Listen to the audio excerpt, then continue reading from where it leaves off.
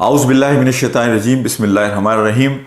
عطا اللہ شاہ بخاری رحمۃ اللہ علیہ کا ایک قول ہے کہ اللہ کو بے رخی پسند نہیں ہے۔ وہ فرماتے تھے، ایک موقع پر انہوں نے فرمایا کہ دعا کی قبولیت کی سب سے بڑی شرط ہے توجہ۔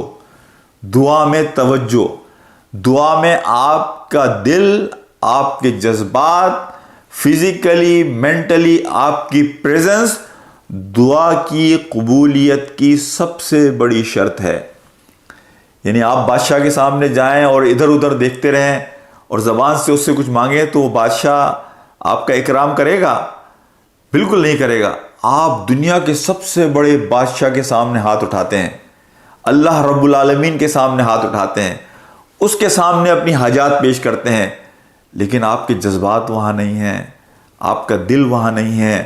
آپ جسمانی طور پر وہاں ہیں لیکن ایموشنلی اور ذہنی طور پر آپ وہاں نہیں ہیں۔